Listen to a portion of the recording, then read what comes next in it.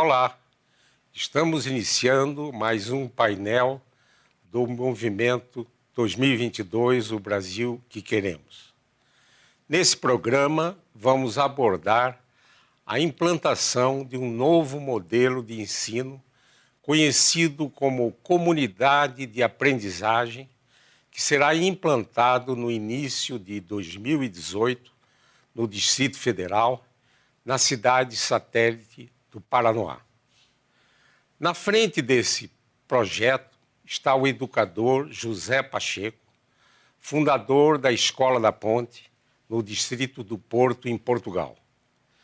Essa escola, implantada há 40 anos, não tem muros, portas e salas de aula, e o modelo de aprendizagem é baseado na ética e na formação do aluno como cidadão participante da comunidade. Segundo o professor Pacheco, a comunidade de aprendizagem do Paranoá será a primeira comunidade de aprendizagem do Brasil, onde jovens adultos aprenderão uns com os outros.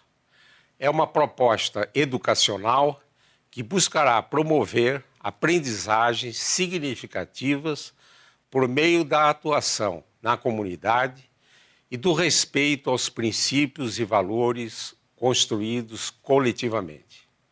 O projeto Comunidade de Aprendizagem do Paranoá, conhecido como CAP, nasceu da insatisfação de um grupo de educadores e educadoras da Secretaria de Educação do Distrito Federal perante os efeitos do modelo escolar vigente. Constituído em projeto de equipe, esse grupo assumiu o princípio de que é preciso rever os conceitos de educador e de aprendizagem e a necessidade de reconfigurar as suas práticas. Neste painel, vamos entender esse novo modelo de aprendizagem e o envolvimento dos professores da Secretaria de Educação do Distrito Federal no projeto. Vamos discutir os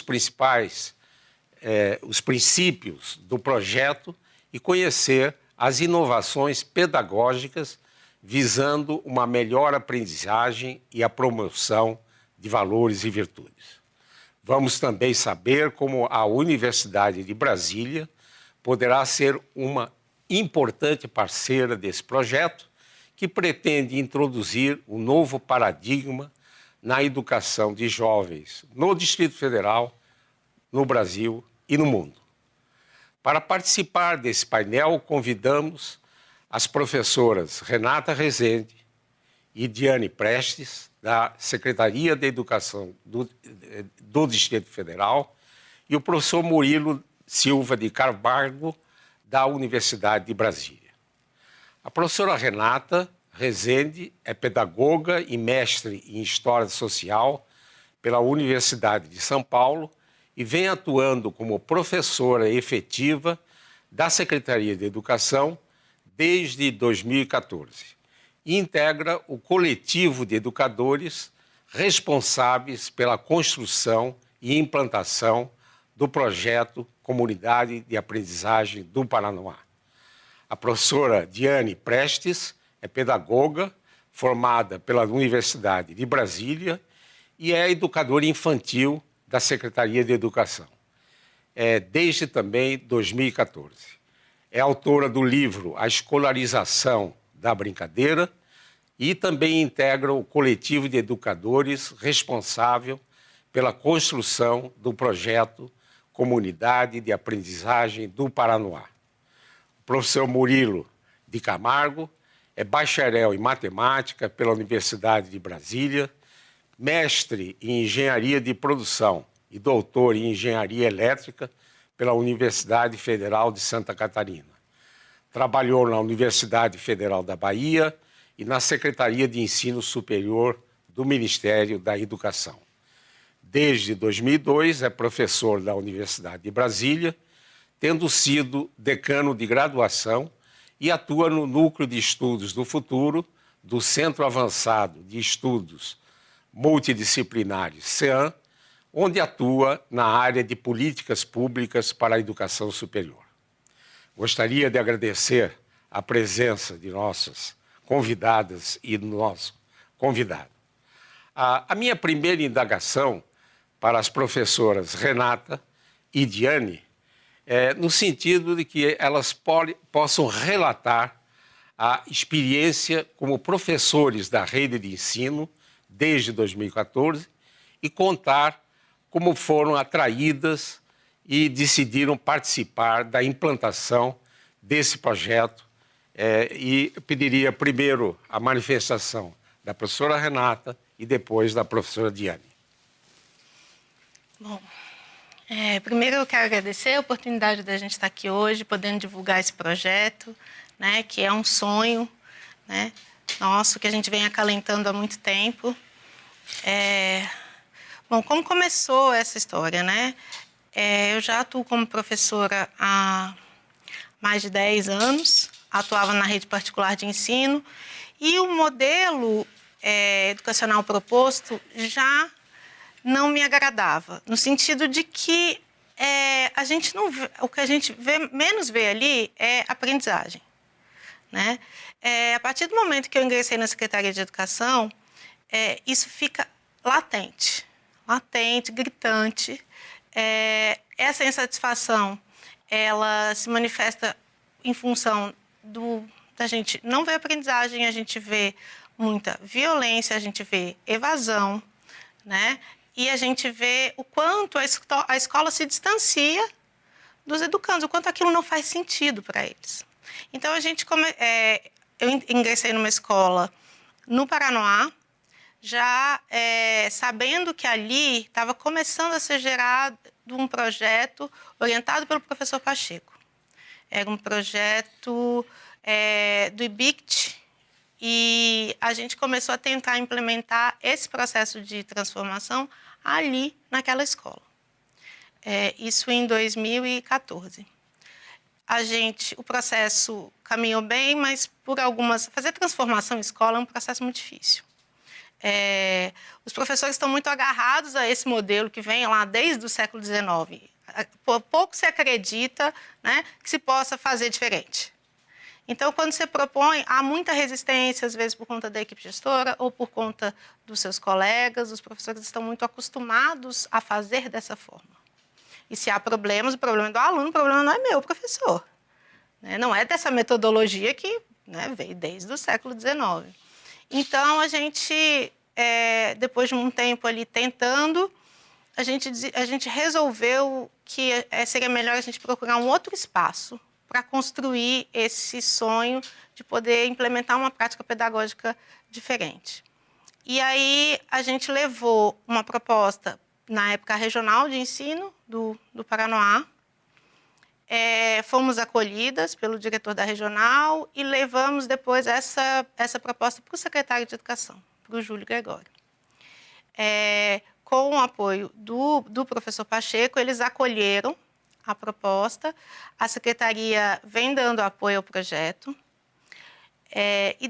nós começamos a construir essas bases, né, do projeto, que a gente vai falar disso daqui a um pouquinho, e quando a gente teve certeza de que isso era uma coisa concreta, esse grupo inicial a gente ampliou, a gente convidou outros educadores, né, que a gente sabe que teriam afinidade com essa proposta que a gente tem, a fazer parte desse grupo, a construir junto com a gente as bases desse projeto.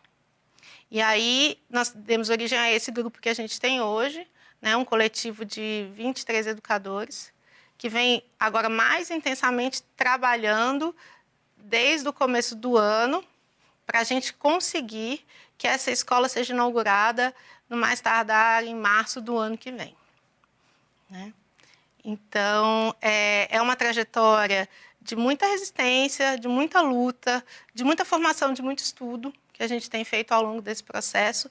E vale salientar o que é que nos move, o que é que nos motiva, porque todos nós estamos na escola, no chão da escola, trabalhando, de manhã numa escola. Eu costumo dizer que eu dou aula numa escola e trabalho por outra, que é a CAP, que é a Comunidade de Aprendizagem do Paranoá.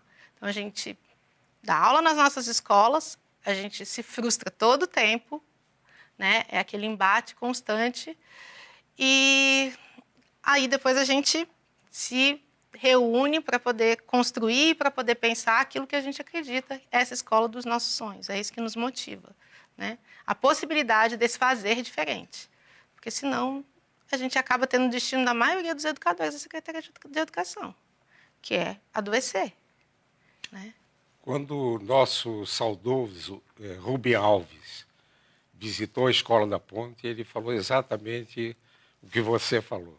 Ele escreveu um livro, A Escola dos Meus Sonhos, A Escola da Ponte. Professora Diane, por favor. Sou professora já também há uns 10 anos e trabalhei na rede particular, mas numa escola aqui de Brasília que é uma escola que tem uma proposta diferenciada já de educação infantil, mais libertária, com dispositivos democráticos. Então, trabalhei lá por um tempo e saí dessa escola para assumir a Secretaria de Educação. E quando eu cheguei na Secretaria de Educação, o choque que a gente leva, ele é muito grande, assim. Fui para uma escola em São Sebastião, uma escola que eu não conhecia e um lugar que eu não conhecia também. Fui me apropriando daquele espaço e lendo muito e tentando e percebendo que as crianças... Eu peguei uma turma de 5º ano, as crianças já muito enquadradas. E algumas delas, inclusive, falavam assim: você não é professora. A professora tem que gritar com a gente. A professora tem que botar a gente de castigo. E eu falei: então vamos escrever? O que vocês acham que é um professor? E a gente foi fazendo esse exercício com eles e eu fui tentando trazer alguns dispositivos democráticos para trabalhar dentro de sala. E as crianças começaram a perceber que tinha alguma coisa diferente e as famílias também. Algumas famílias vieram relatar emocionadas assim: nossa, meu filho nunca teve vontade de vir para a escola e agora ele se arruma para vir para a escola às 11 da manhã, ele já está pronto. Assim, o que você faz? Então eu converso com eles, eu ouço as crianças, né? Eu pergunto para elas o que elas querem aprender. Eu não simplesmente chego na sala, não chamo a criança por um número, né? E vou dar a minha aula que vai ser igual durante 10 anos. Então, e tudo isso foi me encantando, né? Desse processo de transformação. Mas é isso, tem o ônus e tem o bônus. Tem um bônus e tem o ônus. Que a resistência dentro da instituição é muito grande. E aí a gente começa a sofrer e começa a ficar muito insatisfeito dentro da instituição. São os colegas que não concordam, é a equipe gestora que não concorda, são ameaças que a gente começa a sofrer. Então, até filmar a minha sala, já filmaram para tentar denunciar que o tipo de trabalho que eu fazia com as crianças, e isso é muito sofrido. E então, durante esse processo, a gente foi encontrando também outros professores e professoras da rede que estavam na mesma situação, querendo fazer alguma coisa diferente em sala, querendo trazer dispositivos democráticos para as crianças, querendo mudar a realidade dentro da escola, com as famílias, mas sofrendo porque não conseguiam, porque sempre tinha um empecilho do sistema, de alguém da gestão, do grupo de professores. E aí a gente se encontrou em alguns eventos, a gente foi se juntando e surgiu o Fórum Autonomia, que é um fórum de educação que se reúne quinzenalmente na Faculdade de Educação da UNB, que no início era um lugar de empoderamento, de fortalecimento, de desabafo desses professores que estavam insatisfeitos dentro dessas escolas e que hoje em dia é um espaço de formação, principalmente de formação para a CAP. Então, muitas pessoas que estão no grupo grande da CAP hoje são professores iniciais do Fórum Autonomia. E foi aí, na verdade, que o grupo que começou o projeto da CAP veio até o Fórum Autonomia para conversar e conseguir outros educadores para esse projeto. Nós estamos no final do nosso primeiro bloco, mas eu vou deixar já uma pergunta para o segundo bloco, para a professora Renata e a professora Diane, para nos descreverem qual é a base desse novo projeto, qual é a base pedagógica do projeto Comunidade de Aprendizagem do Paranoá. Nós vamos fazer um breve intervalo e voltaremos com o segundo bloco do nosso painel.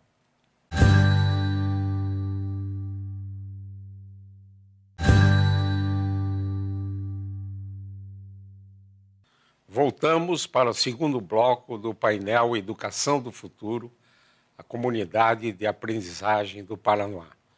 No final do primeiro bloco, eu deixei uma pergunta para as professoras Renata e Diane para descreverem as bases e princípios do projeto. E primeiro a professora Diane, depois a professora Renata. Bom, acho que primeiro a gente tem que explicar um pouco o que é comunidade de aprendizagem, né?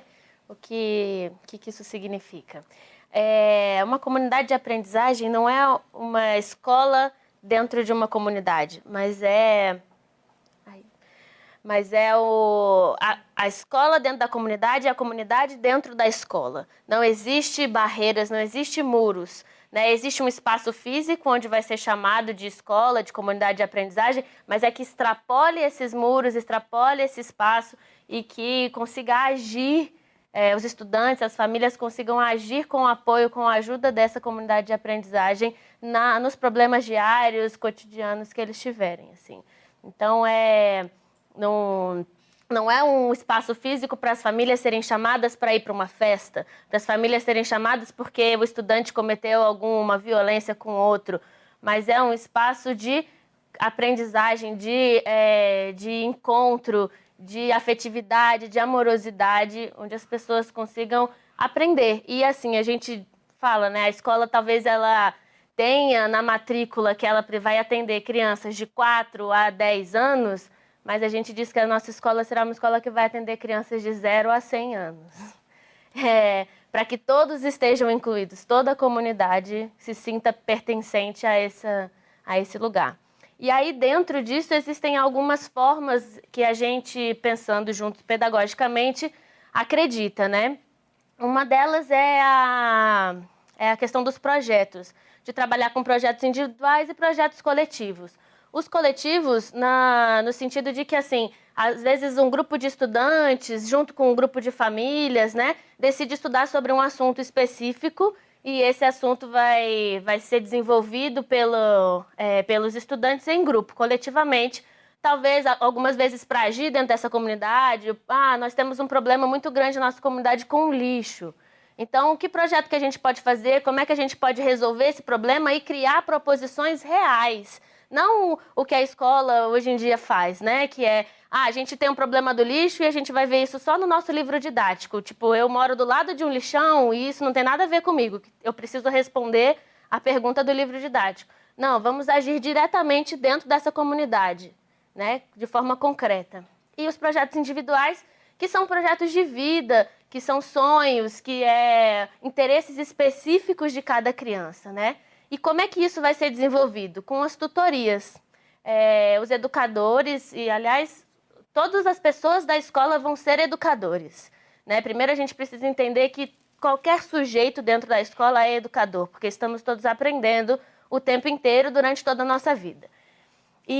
Mas os educadores da Secretaria de Educação vão ser os tutores desses estudantes, ajudando eles a desenvolver autonomia, a desenvolver escrita, organização do tempo, entender quais são os gostos, ajudar a estudar a partir de roteiros. Então, os tutores vão auxiliar os estudantes a fazer roteiros que podem ser semanais, quinzenais, de organização do tempo, de saber, eu vou estudar isso. Então, para eu entender sobre o lixo, eu preciso estudar sobre isso, isso e isso. O tutor vai ajudar o estudante ou a estudante a procurar esses materiais, então vai ter uma formação de pesquisa, que eu acho que é uma coisa muito importante, que a escola hoje em dia não forma, né? Então, aprender a pesquisar em diversos lugares, pode ser no livro didático, mas se você tiver um pensamento crítico, criativo, sobre aquele texto que está no livro didático, é diferente do que você copiar, imprimir uma página da internet e entregar um trabalho pronto para o professor, assim, né? Então, essas são algumas dos dispositivos que a gente tem para essa metodologia diferente. Seguindo a linha disso que a Diane falou, a gente pretende, então, trabalhar com projetos. Esses estudantes, eles vão ser divididos em 2 níveis dentro da escola. Esses núcleos são chamados núcleos de projeto. Os núcleos de projeto são a primeira instância de organização pedagógica da escola. Então, as crianças da iniciação, toda criança, independente da faixa etária, ao chegar na escola, ela é acolhida no núcleo de iniciação. Quais são as competências básicas que se espera de uma criança nesse momento, né? Primeiro, ela tem que aprender técnicas de pesquisa. Se a gente trabalha com projeto, é fundamental, né, que esse estudante tenha domínio de técnicas de pesquisa. A gente foca nos valores também que orientam a nossa prática, que devem orientar a conduta desse estudante nesse espaço e na relação com os pares, né? Tudo isso a gente foca muito nesses primeiros momentos e vai vendo o quanto ele vai se aprimorando. Nesse primeiro momento também, a gente prioriza as competências relativas à alfabetização linguística e lógico-matemática. À medida que a gente percebe que esse estudante ele vai evoluindo cognitivamente, emocionalmente, né? Ele vai ganhando mais autonomia, ele já consegue gerir os seus projetos, o tutor propõe que ele vá para o núcleo do desenvolvimento. Nesse núcleo do desenvolvimento, a gente amplia um pouquinho mais, né, o leque de competências, a gente trabalha já com... A gente continua trabalhando transdisciplinarmente, mas focando também numa dimensão identitária, artística. Esse estudante, ele já tem um nível maior de autonomia, de criticidade, então ele não só é capaz de pesquisar, como ele é capaz de se posicionar criticamente sobre aqueles conteúdos que ele está vendo, né? Ele já é mais autônomo ao gerenciar o seu planejamento do dia, o seu planejamento de pesquisa. Ele ajuda os outros colegas que ainda não alcançaram esse nível que ele está, né? Então, é esse trajeto que o estudante percorre dentro dessa escola. A gente tem uma noção um pouquinho mais ampla do que seja o currículo na nossa escola, né? É um currículo... o currículo, para nós, ele não é só conteúdo. Esse que a gente chama de currículo, os conteúdos universais, ele tem acesso a ele. Mas a gente também está levando em consideração um currículo de comunidade. Esses projetos são construídos a partir de interesses do próprio indivíduo. Então, a gente, né, leva também a dimensão subjetiva, né, aquilo que ele quer, aquilo que ele deseja, né? E, normalmente, esses desejos vão de encontro a esse espaço onde ele está inserido. Então, esses projetos, como a Diane falou, são projetos que dialogam e que fazem com que eles atuem nessa comunidade, né? Esse processo ele é todo monitorado pelo tutor. Então, não é que a gente não faz avaliação, a gente avalia, aliás, conforme as diretrizes da Secretaria de Educação hoje. A gente propõe uma avaliação que ela é individualizada, ela é contínua, porque todos esses projetos eles produzem evidências de aprendizagem que são registradas, que vão ficar armazenadas numa plataforma onde que a gente está construindo, que a gente está elaborando, né? Então, o tutor, ao conversar com o seu educando, ao propor desafios para ele, ele registra aquilo ali, evidência de aprendizagem de tal conteúdo, e a gente armazena ali na plataforma, né? A gente não está aplicando a mesma prova para 30 estudantes diferentes sobre um conteúdo que não tem nada a ver com a vida deles, né? E a gente está propondo um percurso diferenciado, que é cada um deles que vai traçar. Eu pediria ao professor Murilo de Camargo para destacar os pontos que considere importante dentro desse projeto tão bem apresentado pelas professoras Renata e Diane. O meu contato com o projeto da Comunidade de Aprendizagem do Paranoá é recente. Alguns meses atrás, eu tive a oportunidade, no encontro junto até contigo, Isaac, de conversar junto com o professor José Pacheco e outros sobre a proposta, e muitas coisas ali me interessaram. Mais recentemente, houve uma apresentação feita pelas professoras aqui e outros professores do grupo, no próprio Paranoá, onde fizeram uma apresentação mais completa e chamaram ao envolvimento, inclusive, da universidade, das contribuições que a sociedade podia fazer.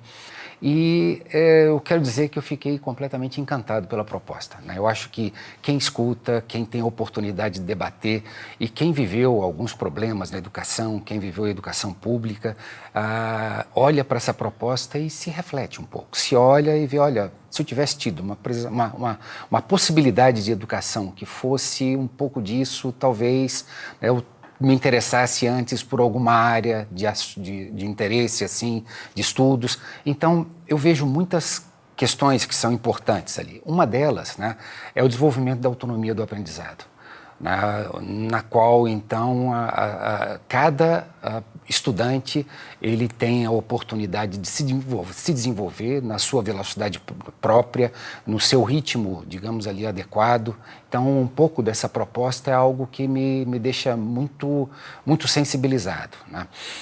O tratamento, né, de cada criança de forma individualizada também é uma coisa muito interessante, né? O fato de você possibilitar que crianças de idades diferentes convivam e aprendam umas com as outras, né, são fatores também que favorecem muito o aprendizado, né? Então, a abordagem de aprendizagens significativas, né, onde você tenha, digamos ali, projetos e questões que interessem as pessoas e que estimulem o aprendizado são absolutamente inovadoras, né? Então, agora, uma coisa que eu estava até comentando com elas, né, o que mais me deixou impressionado de fato foi esse grupo ter se reunido e proposto, né, junto com o professor José Pacheco, junto com a Cláudia, né, todo esse projeto, né, de instalação da comunidade de aprendizagem no Paranoá. Então, poderia falar de outras questões, como também uma questão que é muito importante, né, o fator território, né? Então, a Escola do Paranoá, ela está ali numa comunidade e vai usar todo o espaço, né, daquela região para o aprendizado. Então, muito disso é muito interessante. Eu acho que isso tudo contribui de uma maneira importantíssima, né, para formar os jovens cidadãos na cidadania, na cidade, na sua comunidade, participando ativamente no desenvolvimento, né, da sua rua, né, do seu bairro. Eu acho que isso é altamente construtivo, né, para a educação do brasileiro como um todo. Eu pediria à professora Renata, né, para nos dar uma ideia de aonde vai ser instalado essa experimentação, né, de nova aprendizagem, né? Qual o número de estudantes que vai atender e quantos professores estão e vão ser envolvidos no projeto. Bom, a nossa proposta é que a CAP, né, a Comunidade de Aprendizagem do Paranoá, ela seja inaugurada agora em março do ano que vem. Dentro dos termos da Secretaria, inicialmente nós seremos uma escola classe, isso é uma escola de ensino fundamental 1, que vai acolher cerca de 560 educandos, mais ou menos, divididos em 2 turnos, matutino e vespertino. A nossa intenção é que a gente consiga, depois, ao longo do tempo, ir ampliando, né, para os estudantes de ensino fundamental 2, né, que eles possam continuar ali com a gente. Nós vamos funcionar ali perto da comunidade do Paranoá Parque. Para quem conhece a cidade do Paranoá, o Paranoá Parque é um residencial do projeto Minha Casa Minha Vida, recém-inaugurado, e que fez com que o Paranoá acolhesse cerca de 46 mil pessoas. Então, nós temos muitas crianças sem escola, que estão fora da escola, porque a escola não deu conta de absorver essa quantidade de pessoas que chegaram ali, né? E uma comunidade de pessoas também ainda em busca de se agregar e de construir uma nova identidade nesse espaço, né? É essa comunidade que eu acho que vem somar com a gente para construir esse novo projeto, né, de escola, essa nova experiência.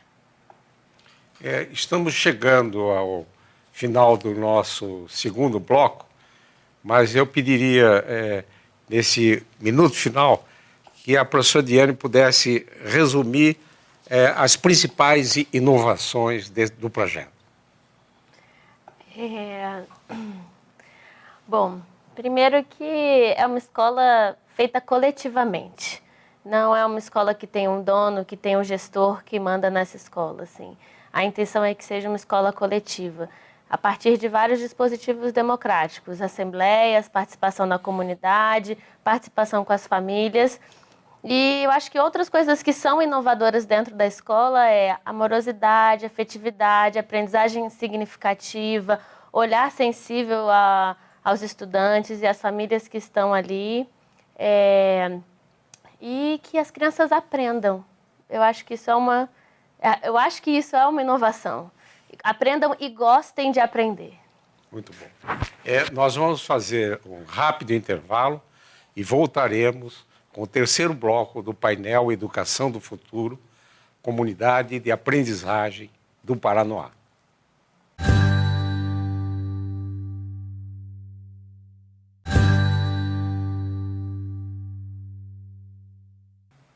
Voltamos para o terceiro bloco do painel Educação do Futuro, a Comunidade de Aprendizagem do Paranoá.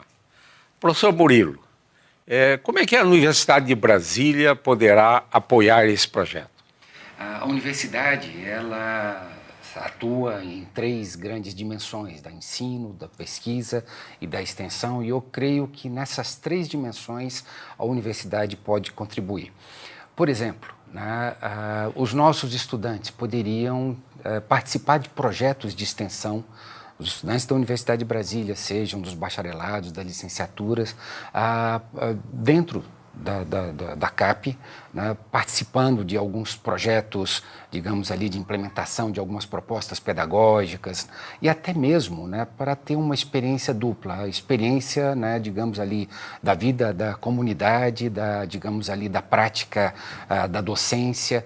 E, por outro lado, ter a possibilidade, digamos ali, de se formar e de desenvolver uma competência que é muito, muito cara nos dias de hoje, que é a competência pedagógica, de você aprender em conjunto com outra pessoa.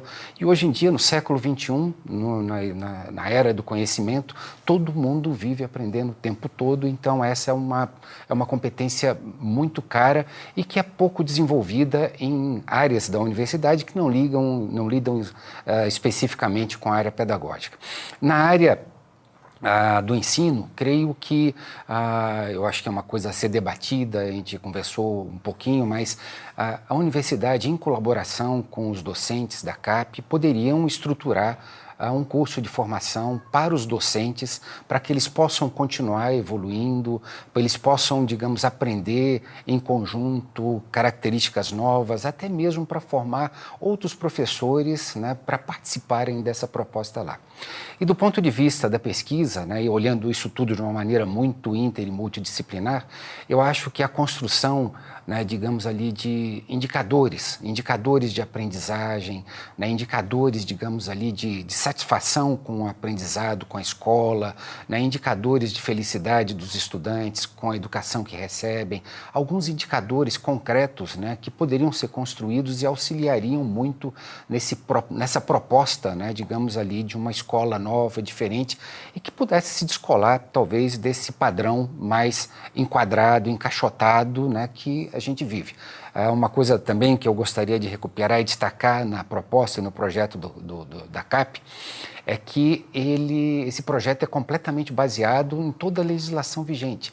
Ele é baseado na Constituição Federal, na Lei de Diretrizes e Bases da Educação, no Plano Nacional de Educação e também na legislação própria do Distrito Federal, aqui da Secretaria de Educação, e que permite, né, então, tanto a Constituição, tanto a LDB, tanto o Plano Nacional de Educação e as leis aqui do Distrito Federal permitem toda a inovação que está sendo proposta. Então, é algo que é ao alcance das pessoas, é algo razoável e cabe à universidade somar forças nesse projeto para que as duas se potencializem. A universidade possa aprender, né, com esse processo inteiro, formar os seus estudantes também e possa, digamos, usar todas as suas competências, digamos, para melhorar o que for possível nesse processo de implementação da CAP do Paranoá. Eu perguntaria à professora Renata como é que vê essa parceria do projeto com a Universidade de Brasília, principalmente na formação de professores com essa nova visão?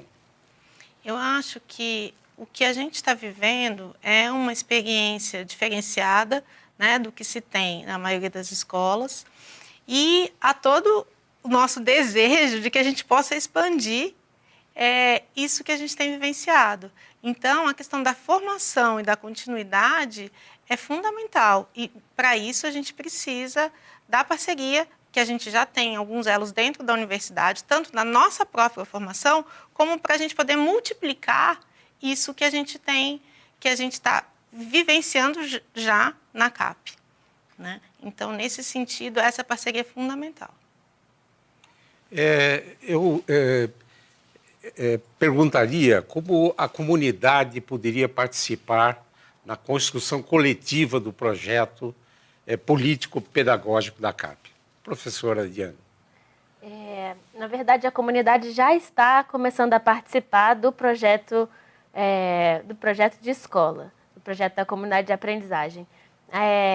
Desde julho desse ano, a gente sentiu essa necessidade de sair desse pequeno grupo de professores que estava conversando, propondo uma comunidade de aprendizagem e ir para essa comunidade e saber o que eles esperam da educação, o que eles entendem de educação, o que eles esperam da escola.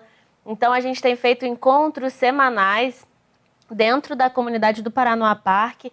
A gente entrou em contato com síndicos, com líderes comunitários que estão ajudando a gente a organizar essas reuniões. E nessas reuniões a gente abre espaço para que eles falem e falamos um pouco sobre a comunidade de aprendizagem. Pegamos contato, famílias muito interessadas, famílias que também estão muito desgostosas dessa escola que está aí, crianças muito desmotivadas. Então, a comunidade já está participando. Dentro da escola, quando a escola abrir, né, o espaço físico dela, existem alguns outros dispositivos. Um deles é que tenha um conselho na escola e que esse conselho seja formado por famílias e que as coisas sejam decididas democraticamente, junto com as famílias envolvidas na escola.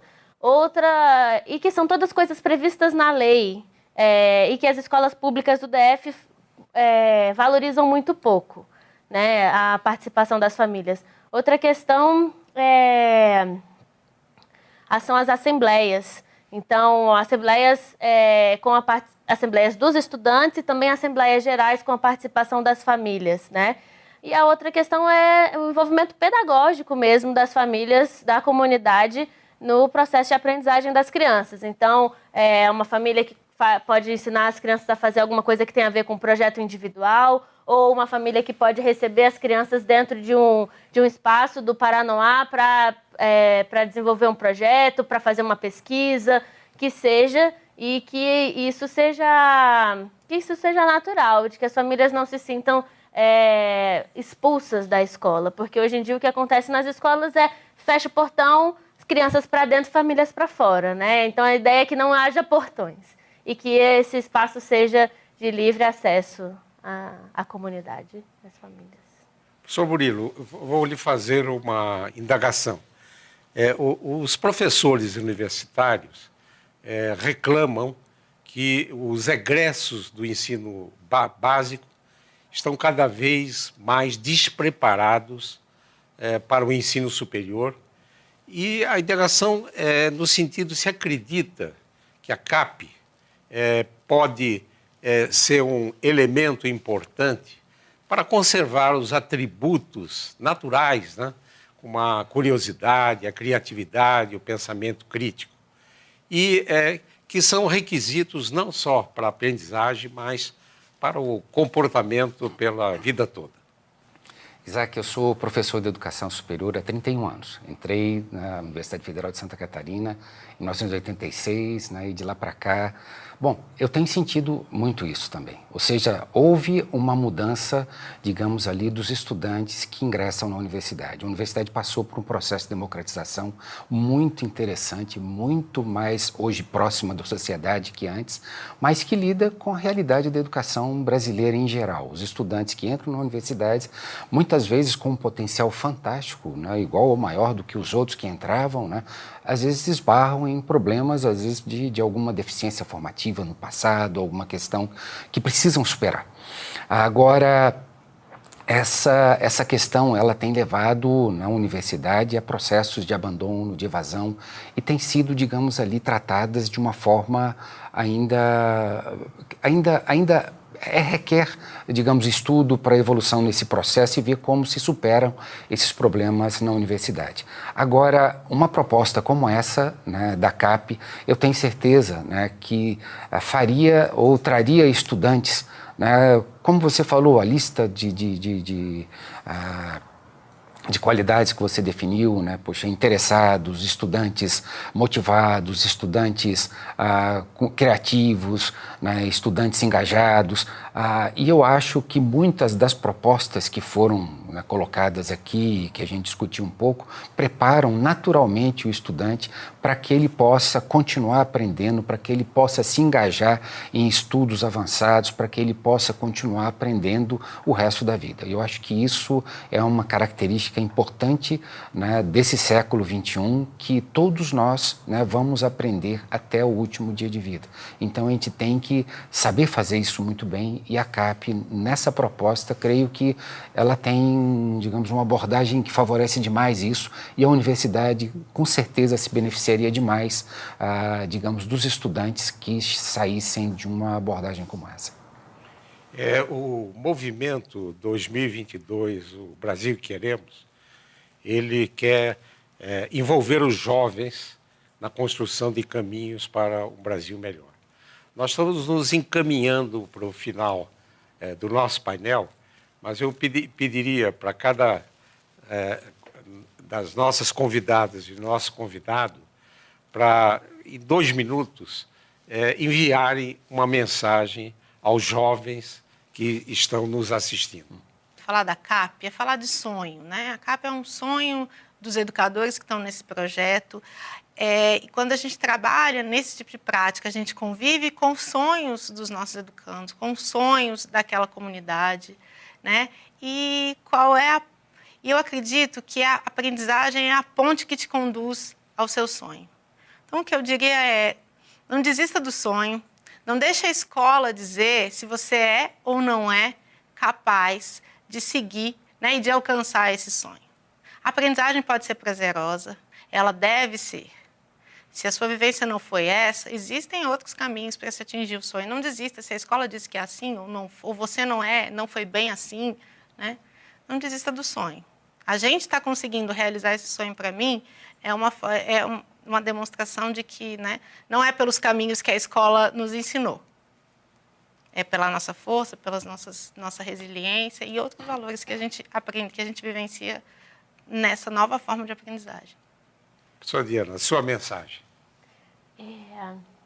Então, minha mensagem tem muito a ver com o que a Renata está falando, de não desistir dos sonhos e não deixar que a escola diga para você o que você é. Na verdade, provavelmente, se você não se sente bem na escola, se a escola está te fazendo mal, isso pode ser um bom sinal de que você ainda está bem, de que você ainda não foi esmagado pelo sistema.